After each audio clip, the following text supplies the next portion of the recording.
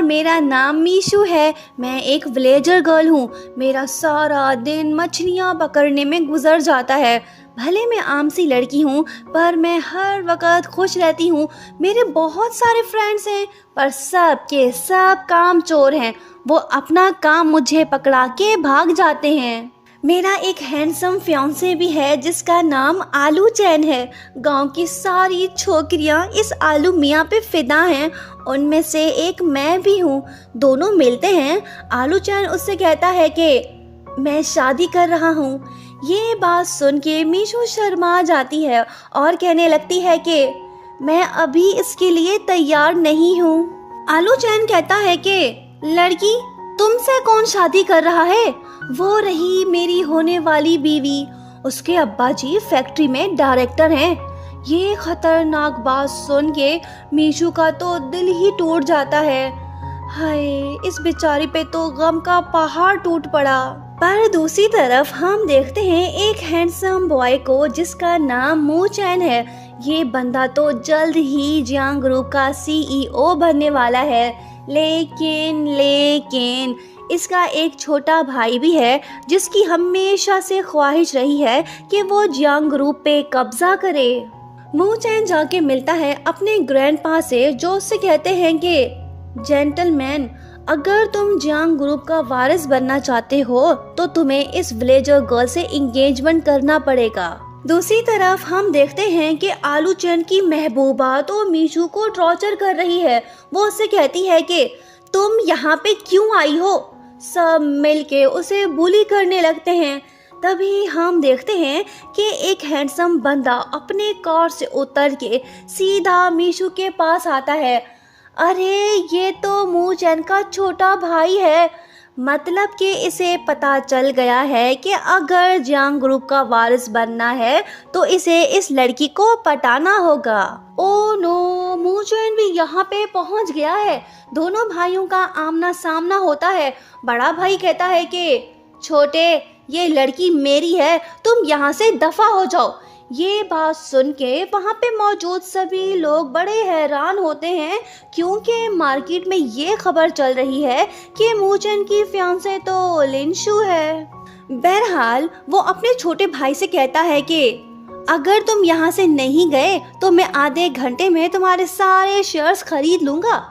Jiang Chang उससे कहता है कि ओ भाई, मैं तो डर गया, मैं कहाँ जाके छुपूं?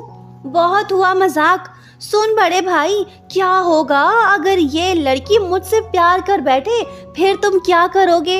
ये बात बोल के जियांग चैंग वहाँ से चला आता है। मू चैन मीशू के पास आता है और उससे कहने लगता है कि लड़की, क्या तुम मेरी फियांसे बनोगी? दोनों एक दूसरे को देखने लगते हैं। मू चैन उसे उठा लेता है पर जाने से पहले वो आलू चैन की महबूबा से कहता है कि अपने अब्बा जी को बता देना कि मैंने उसे जॉब से निकाल दिया है। अरे अरे, इसकी खुशी तो मातम में बदल गई। मीशू मू चैन को थैंक्स बोलती है और उससे कहती है कि तुम मुझे अगले स्टॉप पे उतार देना। मू चैन कहता है कि नहीं, तुम मेरे साथ चल रही हो मेरे ग्रैंडपा से मिलने। मीशू कहती है कि क्यों? किस खुशी में? मैं क्यों तेरे दादाजी से मिलूं? मू चैन कहता है कि नो बकवास, सीधी बात, आज से तुम मेरी फियांसी हो। मीशू कहती है कि अगर मैं ना कहूँ तो तुम क्या कर लोगे? मू चैन अपने ड्राइवर से कहता है कि चलो यहाँ से। मीशू बेचारी तो सारा दिन मछलियाँ पकड़ती है, अब इसके कपड़ों से बदबू तो आएगी ना। मू चैन तो ठहरा अमीर ज़्यादा, हल्की सी बदबू से भी इन लोगों को परेशानी होती है।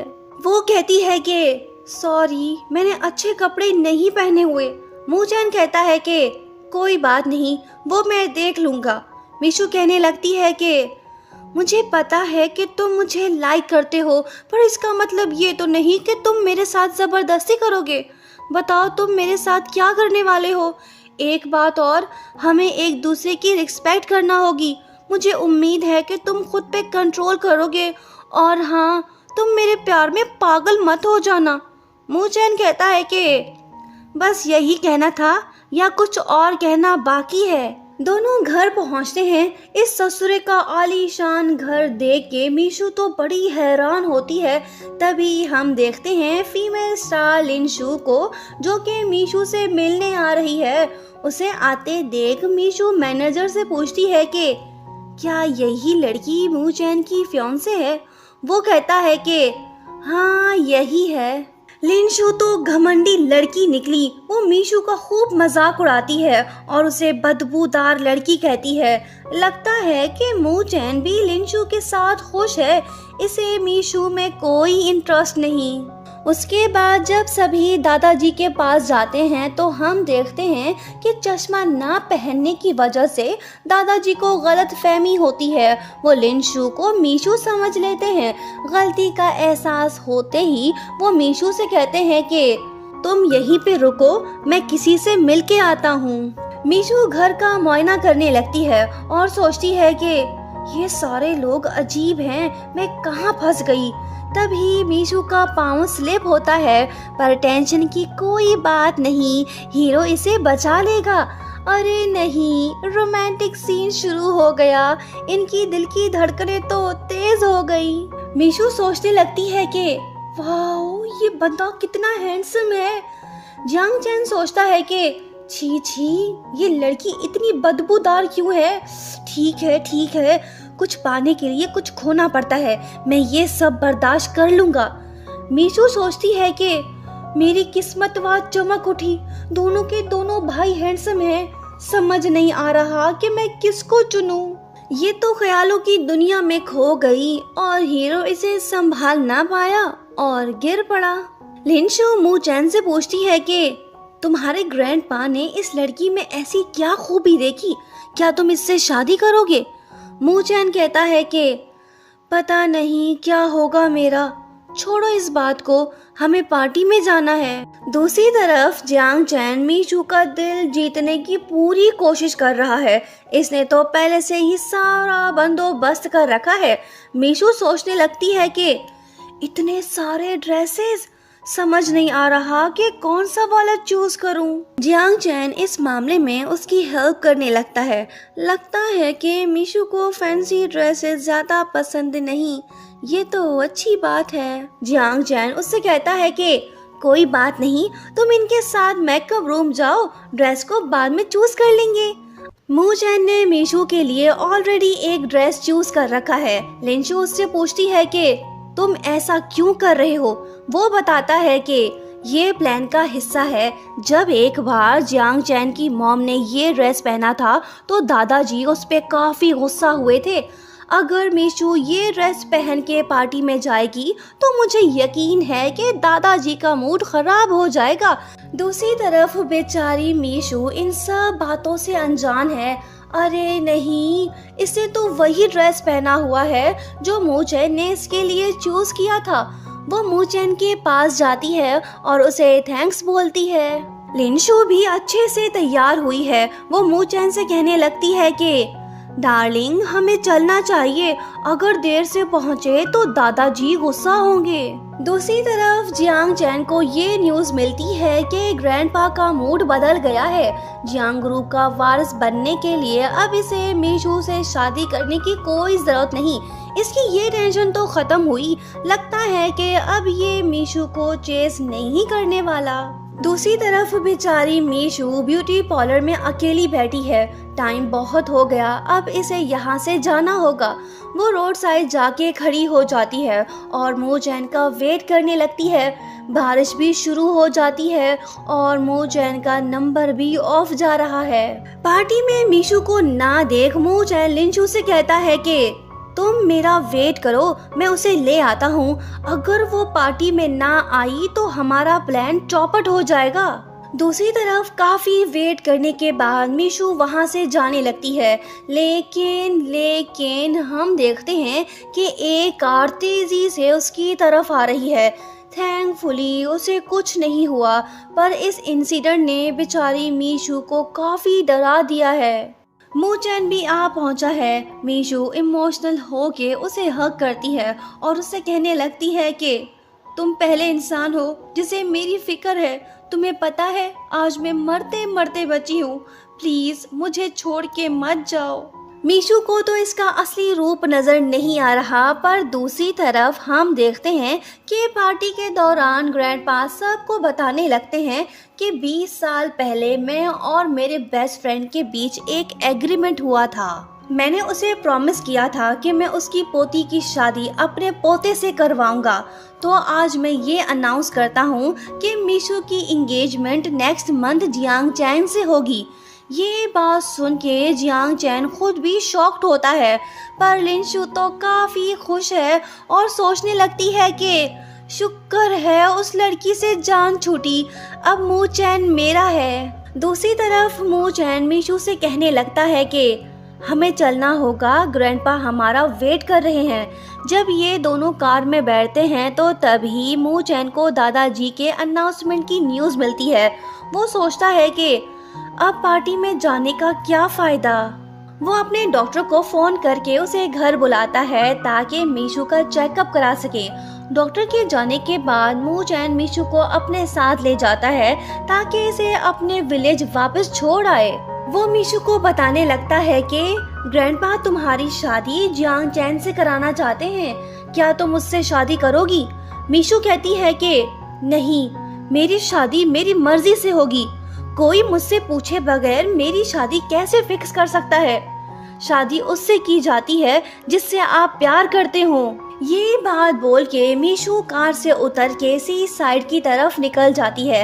लगता है कि मीशू को मू चैन से प्यार हो गया है, इसी वजह से वो बहुत खुश दिखाई दे रही है। वो कहने लगती है कि मेरे प्यारे समंदर, मैं तुमसे बहुत प्यार करती हूँ, मैं तुम्हें मिस कर रही थी, मैं आ गई वापस।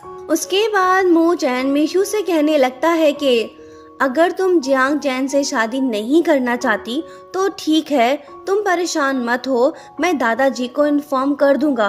तुम्हारा घर आ गया, तुम जाके आराम करो, गुड बाय।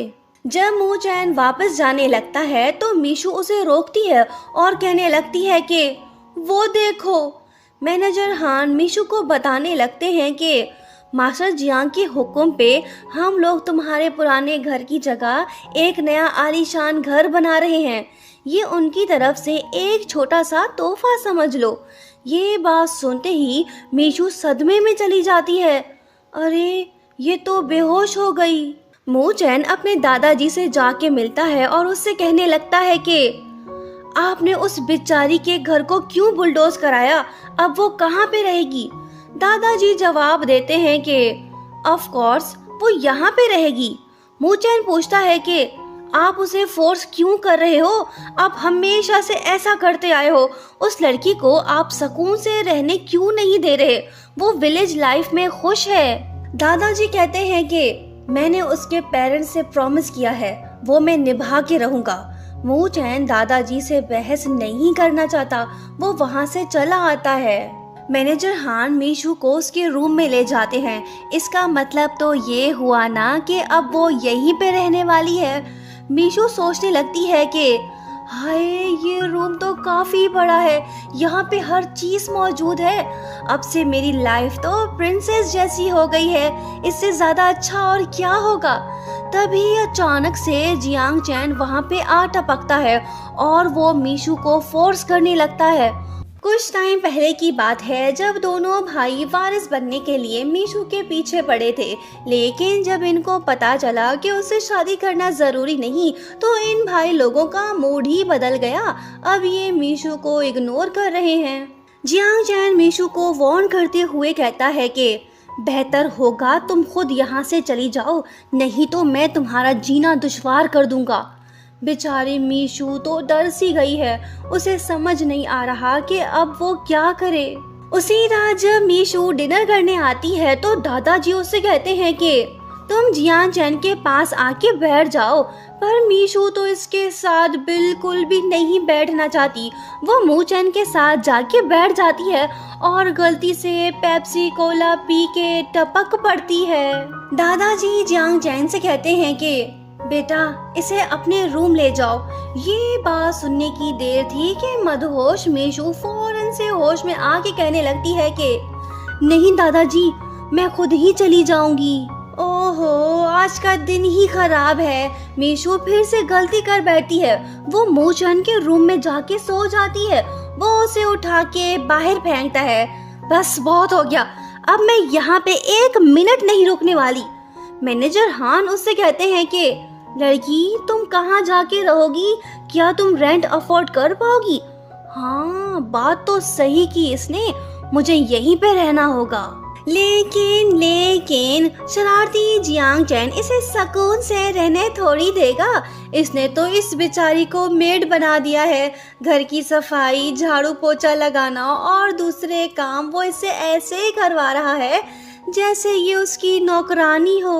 मीशू सोचती है कि मैं कैसे इस गधे से अपनी जान छुड़ाऊं। आइडिया, मुझे कुछ ऐसा करना होगा जिससे इसे लगे कि मैं एक अच्छी लड़की नहीं हूँ। प्लान के मुताबिक मीशू जियांग चैन की डेली रूटीन को नोट करने लगती है। अब बस उसे सही वक्त का इंतजार है। एक रात वो जानबूझ के पेप्सी कोला पी के टपक जाती है। तभी वहाँ पे मू चैन आता है, पर मीशू इसे जियांग चैन समझ लेती है और क्रेजी हरकतें करने लगती है।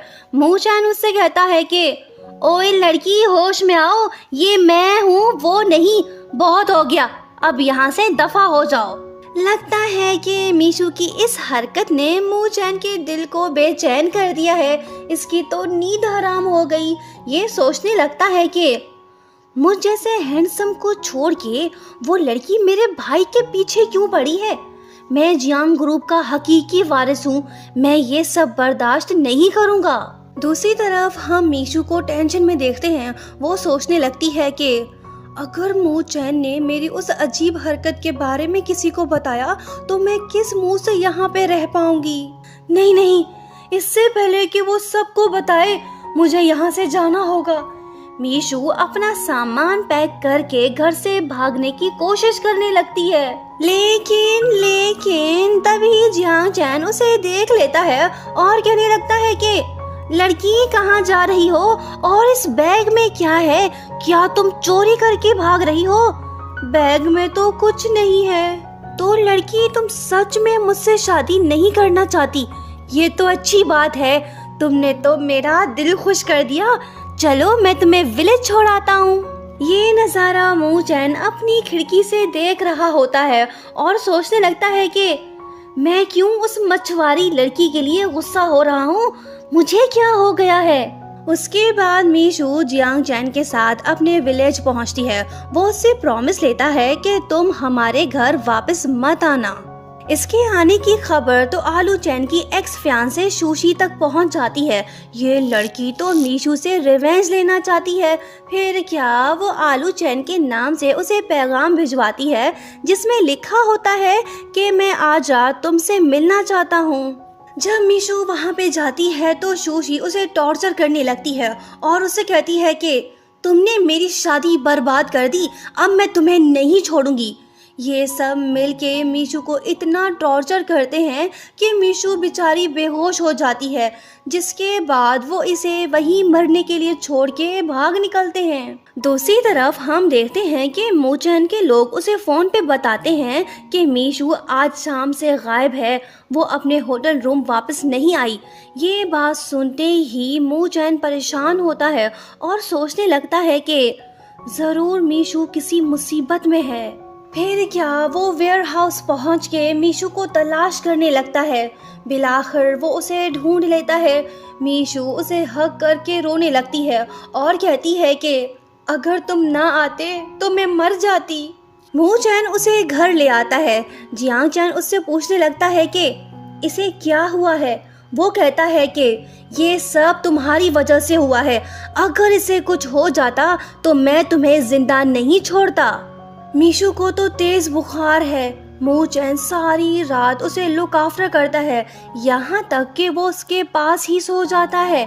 सुबह हो गई है। मीशू की तबीयत पहले से काफी बेहतर है। मू चैन का असिस्टेंट उसे बताता है कि विलेज की लड़कियों ने मीशू की ये हालत की है। बॉस, आप हुक्म करें, हम उन्हें सबक सिखाते हैं। मू चैन कहता है कि नहीं, इस मामले को मैं खुद हैंडल कर लूंगा, फिलहाल कुछ करने की जरूरत नहीं। उसके बाद हम देखते हैं कि मीशू नींद से उठती है। थैंकफुली अब उसकी तबीयत सेट हो गई है। मूचैन उससे कहता है कि चलो बाहर वॉक करने चलते हैं, मैं तुम्हें कहीं ले जाना चाहता हूँ। मीशू उसके साथ जाती है। अरे नहीं, ये तो वही वेयर हाउस है जहाँ पे कल रात मीशू को बुली गर्ल्स ने बांध के रखा था। वो उससे पूछती है कि हम यहाँ पे क्यों आए हैं। मूचैन जवाब देता है कि हम उनसे रिवेंज लेने आए हैं। मीशू कहती है कि इसकी कोई जरूरत नहीं। मूचैन कहता है कि कोई तुम्हें बुली करे ये मैं हरगिज बर्दाश्त नहीं करूँगा, तुम चलो मेरे साथ। दोनों वेयर हाउस के अंदर जाते हैं। मूचैन के हुक्म पे उसके लोग इन बुली गर्ल्स के साथ वही कुछ करने लगते हैं जो इन्होंने मीशू के साथ किया था। मीशू मूचैन को रोकने की कोशिश कर रही है। वो उससे रिक्वेस्ट करती है कि प्लीज तुम इनको जाने दो। मूचैन मान जाता है और उन गर्ल्स को वार्न करता है कि अगर आइंदा ऐसी हरकत की तो तुम सब जिंदा नहीं बचोगे। दूसरी तरफ जियान जैन को हम थोड़ा सा परेशान देखते हैं। वो सोचने लगता है कि क्या मीशू मेरी वजह से हर्ट हुई है। ओ अब मैं समझा, कहीं मेरा भाई मीशू को पसंद तो नहीं करने लगा है। क्या मीशू मेरी सिस्टर इन लॉ बनने वाली है। नहीं, मुझे कुछ करना होगा, मैं दादाजी को नाराज नहीं कर सकता। ये वाला भाई भी अपने बंदों को लेकर घर से निकल पड़ता है। दूसरी तरफ बुली गर्ल्स काफ़ी कोशिशों के बाद खुद को छुड़ा पाती हैं, लेकिन तभी जियांग चैन वहाँ पे आ पहुँचता है। अब इनकी खैर नहीं, असल मारपीट तो अब शुरू होगी। अब इस वाले भाई की बारी इनको मज़ा चखाने की। खूब मार खाने के बाद बुली गर्ल्स एक दूसरे से कहने लगती हैं कि इससे पहले कि उनकी फैमिली का कोई और बंदा आ जाए, चलो जल्दी से यहाँ से भाग चलते हैं। जब ये सब भाग रही होती हैं तो तभी दादाजी के लोग मैनेजर हान की क़यादत में वहाँ पे आ पहुँचते हैं। अरे नहीं, इनकी तो वाकई में किस्मत खराब है, किनसे पंगा ले लिया, अब ये तीनों नहीं बचने वाली। थैंकफुली मैनेजर हान इनकी हालत पे तरस खाते हैं। वो इन्हें जाने देते हैं, जल्दी से भागो, कहीं दादी अम्मा के लोग भी ना आ जाए मारने। वैसे मूचैन की कोई दादी नहीं, अब ये बात इनको नहीं पता। दूसरी तरफ मीशू मूचैन को थैंक्स बोलती है और उसे बताने लगती है कि विलेज में अक्सर ऐसा होता रहता है, मैं इन हालातों में पली बड़ी हूँ। तुम्हारा बहुत शुक्रिया जो तुमने मुझे ये फील कराया कि कोई है जिसे मेरी फिक्र है। ये बात सुनते ही मूचैन उसे गले लगा लेता है और कहने लगता है कि क्या तुम मुझसे शादी करोगी। चलो दादाजी के पास चलते हैं और उन्हें बताते हैं कि हम एक दूसरे से प्यार करते हैं। ये रोमांटिक बात सुन के मीशू बहुत खुश होती है और सोचने लगती है कि क्या ये लव कन्फेशन है। मूचैन एक बार फिर से उससे पूछता है कि क्या तुम मुझसे शादी करने के लिए तैयार हो। मीशू शर्मा के जवाब देती है कि हाँ मैं करूँगी। लेकिन तभी मूचैन उससे कहने लगता है कि जब मैं जियांग ग्रुप का कंट्रोल संभाल लूँगा तब हम डिवोर्स ले लेंगे। लो जी, ये भाई साहब तो मतलब ही निकले। मीशू की खुशी गम में बदल गई। मूचैन बताता है कि मैं काफ़ी टाइम से इस बारे में सोच रहा था, अब यही बेस्ट वे है, हमें कपल बनने की एक्टिंग करना होगी। क्या तुम मेरा साथ दोगी।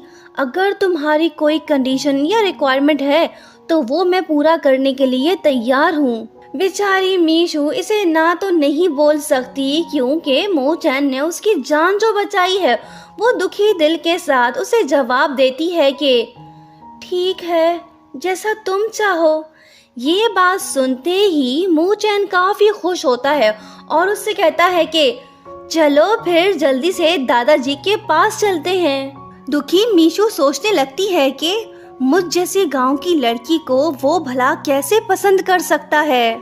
दोनों दादाजी के पास पहुंचते हैं। मूचैन उन्हें सारी बात बताता है। दादाजी मीशू से पूछने लगते हैं कि लड़की क्या ये सच बोल रहा है। वो कहती है कि हाँ। दादाजी कहने लगते हैं कि ठीक है, मुझे सोचने के लिए कुछ टाइम चाहिए। उसके बाद हम देखते हैं कि मू चैन मीशू को एंगेजमेंट गिफ्ट देता है।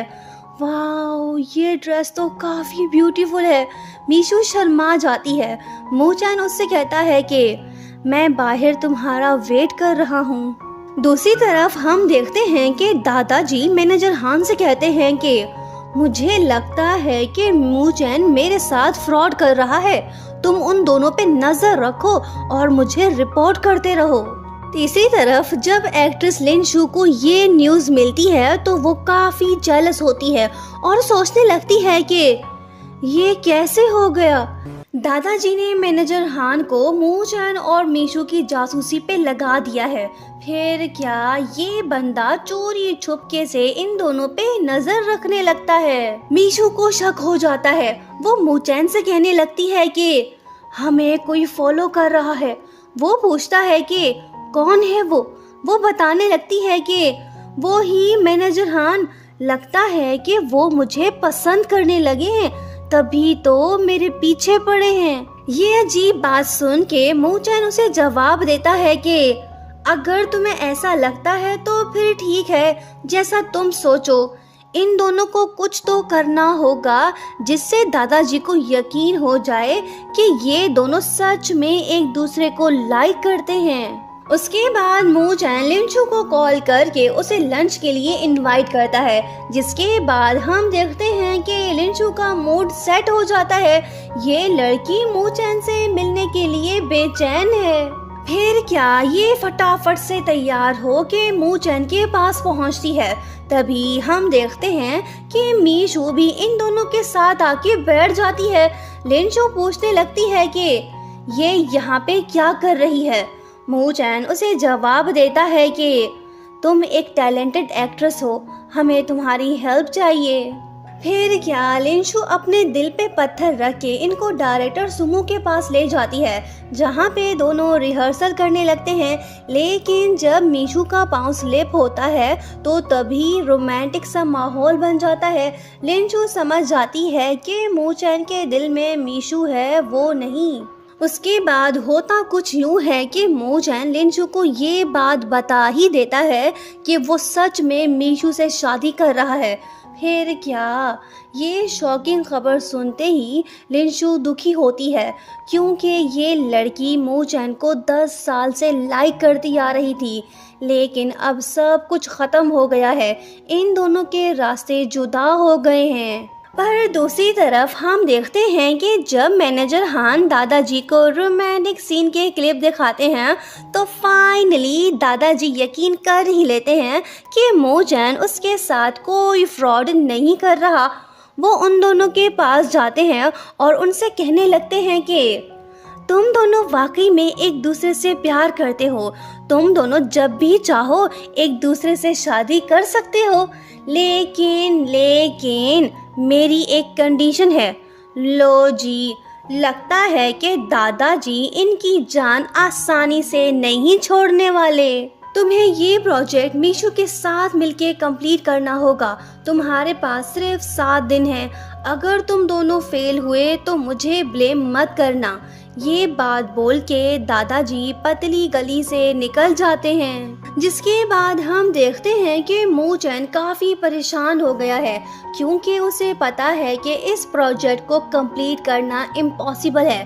3 साल से कोई भी इसे कंप्लीट नहीं कर पाया। जियांग चैन मीशू को बताता है कि दादाजी फिशिंग विलेज में एक रिजॉर्ट बनाना चाहते हैं, लेकिन वहाँ पे एक बंदे का घर है जो उनको अपनी ज़मीन देने को तैयार नहीं। मीशू उससे कहती है कि कोई बात नहीं, हम ट्राई कर लेंगे। जियांग चैन उसे बेस्ट ऑफ लक बोलता है।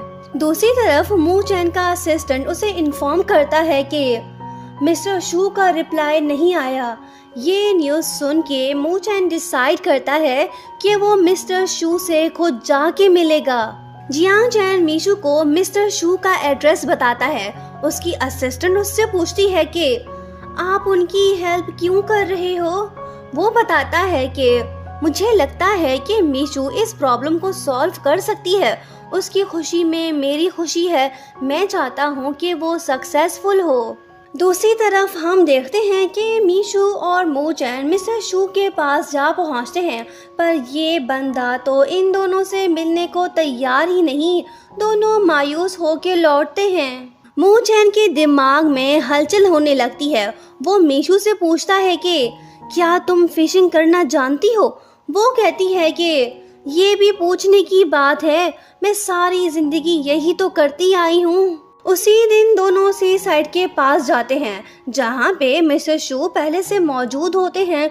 मू चैन मीशू से कहता है कि यही सही टाइम है। मीशू के पास ढेर सारे शेल फिश देख के मिस्टर शू उससे पूछते हैं कि लड़की, क्या तुम मुझे बता सकती हो कि इनको कैसे ढूंढा जाता है?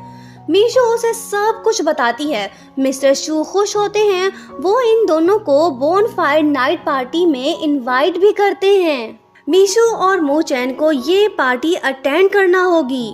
मू चैन मीशू को अपने पास्ट के बारे में बताते हुए कहने लगता है कि बचपन में दादाजी हर साल सी साइड ले जाके वहाँ पे मुझे छोड़ आते थे ताकि मेरे अंदर से खौफ खत्म हो जाए। एक दिन जब मैं सी के पास बेहोश पड़ा था तो तभी एक लड़की ने मेरी हेल्प की थी। कहीं ये लड़की मीशू तो नहीं? बहरहाल पार्टी एंड होने के बाद मिस्टर शू फाइनली मान जाते हैं। ये इतनी आसानी से कैसे मान गए? इसके पीछे भी एक कहानी है। 20 साल पहले मिस्टर शू को एक लड़की से प्यार हो गया था जिसका नाम मीशन था, लेकिन मिस्टर शू के डैड उसकी शादी किसी और से करना चाहते थे। इसी वजह से दोनों का ब्रेकअप हो गया। बाद में मीशन ने एक विलेज बॉय से शादी की, जिसके बाद उन्होंने एक बेटी को जन्म दिया। कुछ टाइम बाद वो दोनों कार एक्सीडेंट में गुजर गए। समझ तो गए होंगे आप सब, मीशन दरअसल मीशू की मॉम थी। मिस्टर शू उनसे बहुत प्यार करते थे, तभी वो उसकी बेटी को ना नहीं बोल पाए। एक और बात, मिस्टर शू ने मीशू को नहीं बताया कि मीशन उसकी मॉम थी। बहरहाल आगे बढ़ते हैं। मिस्टर शू तो राजी हो गए। मू चैन और मीशू काफी खुश हैं। तभी मू चैन को दादाजी का फोन आता है। वो उससे बात करने के लिए जाता है। तभी हम देखते हैं कि एक ट्रक तेजी से मीशू की तरफ आ रही है। जब मू चैन ये देखता है तो वो फौरन से आके मीशू को सेव करता है, लेकिन वो खुद इंजर्ड हो जाता है। उसे जमीन पे बेहोश पड़ा देख मीशू रोने लगती है। यहाँ हमें ये बात भी पता चलती है कि दरअसल मीशू ही वो लड़की है जिसने 10 साल पहले मू चैन की जान बचाई थी। थैंकफुली मू चैन को कुछ नहीं हुआ। दोनों एक दूसरे से गले मिलते हैं। आज प्रूव हो गया कि ये दोनों सच में एक दूसरे से काफी प्यार करते हैं। उसके बाद हमें पता चलता है कि मीशू पे अटैक दादाजी ने करवाया था। उन्होंने ऐसा क्यों किया ये तो हमें आगे पता चलेगा। मगर दूसरी तरफ मू चैन हॉस्पिटल में एडमिट है। दादाजी उससे मिलने आते हैं। वो उसे बताते हैं कि वो जियांग ग्रुप का कंट्रोल उसके हवाले करने जा रहा है। जाने से पहले दादाजी मीशू से कहते हैं कि तुम्हारा घर बनके तैयार हो गया है, तुम जाके उसे देख आओ। मैनेजर हान तुम्हें वहाँ पे ले जाएंगे। मू चैन को जो चाहिए था वो उसे मिल गया। फिर क्या, ठीक होने के बाद वो मीशू को अपने साथ ले जाता है ताकि वो वेडिंग ड्रेस पसंद करे। दोनों काफ़ी खुश दिखाई दे रहे हैं। लगता है कि मू चैन मीशू से कुछ कहना चाहता है, लेकिन वो कह नहीं पाता। तभी उसका असिस्टेंट वहीं पे आता है। वो उसके साथ जाता है। असिस्टेंट उसे वेडिंग थीम के बारे में बताता है। मू चैन उससे कहता है कि मीशू गांव की लड़की है, उसे नेचर से काफ़ी प्यार है। मैं भी उसे वही माहौल देना चाहता हूँ ताकि हमारी शादी यादगार हो। असिस्टेंट उससे पूछता है कि बॉस, एक बात समझ नहीं आ रही, आप तो मीशू से फेक मैरिज कर रहे हो, तो फिर इतना इंतज़ाम करने की क्या ज़रूरत है? वो बताता है कि बेवकूफ़, मीशू मेरे सपनों की रानी है, मैं उसे सरप्राइज देना चाहता हूँ। अब तुम जाओ, तुम्हें बहुत सारे काम करने हैं। फाइनली मीशू वेडिंग ड्रेस पसंद कर लेती है, लेकिन जब ये दोनों घर पहुँचते हैं तो तभी मू चैन को जोर का झटका लगता है। दादाजी ने उसके लिए एक और लड़की पसंद कर ली है जिसका ताल्लुक सुशी ग्रुप से है। अब दादाजी चाहते हैं कि मू चैन इससे शादी करे ताकि बिजनेस में उसे फायदा हो। मू चैन उन्हें साफ मना कर देता है, पर दादाजी तो ठहरे जिद्दी इंसान, वो उसकी एक नहीं सुनते। लो जी, हमें लगा कि ये दादाजी सुधर गए हैं, पर इन्होंने तो मू चैन को नई मुसीबत में डाल दिया है। बहरहाल आगे बढ़ते हैं। मू चैन दादाजी से पूछता है कि पहले तो आप मेरी शादी मीशू से कराना चाहते थे, अब आपको क्या हुआ? दादाजी जवाब देते हैं कि बेटा, सब कुछ प्लान के मुताबिक हुआ। मुझे पता था कि मिस्टर शू कैसे मानेंगे। मैंने मीशू को यूज़ किया ताकि हमारा प्रोजेक्ट कंप्लीट हो। मैंने ही मीशू को मारने के लिए बंदे भेजे थे। ये सच जान के मू चैन अपने दादाजी पे बहुत गुस्सा होता है और उनसे कहता है कि आप पागल हो गए हैं, आप मेरे दादाजी नहीं हो सकते। ये बात बोल के वो चला आता है। लेकिन हम देखते हैं कि मीशू ने इन दोनों की सारी बातें सुन ली है। वो मू चैन से कहती है कि हमारा कॉन्ट्रैक्ट यहीं पे एंड होता है, अब तुम्हें मुझसे शादी करने की ज़रूरत नहीं। मैं जहाँ से आई हूँ मुझे वहीं पे जाना होगा। मू चैन उससे कहता है कि प्लीज़ मत जाओ, मैं तुमसे बहुत प्यार करता हूँ। वो रोते हुए जवाब देती है कि अपना ख्याल रखना, खुश रहना, मुझे जाना होगा। ये बात बोल के वो चली आती है, जिसके बाद हम देखते हैं कि मू चैन का दिल टूट सा जाता है। दोनों जुदा हो गए। टाइम गुजरता है, हम मीशू को उसके विलेज में देखते हैं। टीवी न्यूज़ से उसे पता चलता है कि मू चैन की मैरिज सेरेमनी आज रात 8 बजे शुरू होगी। ये न्यूज़ सुन के वो दुखी तो होती है, लेकिन फिर भी वो कहने लगती है कि मू चैन तुम खुश रहना, मैं बस यही चाहती हूँ। आज न्यू ईयर नाइट है, 12 बजने वाले हैं। तभी हम देखते हैं एक पर्सन को जो मीशू के करीब जा रहा है। अरे वाह, ये हुई ना बात, आ गया और छा गया। मू चैन मीशू से पूछता है कि प्रिंसेस, क्या तुम मुझसे शादी करोगी?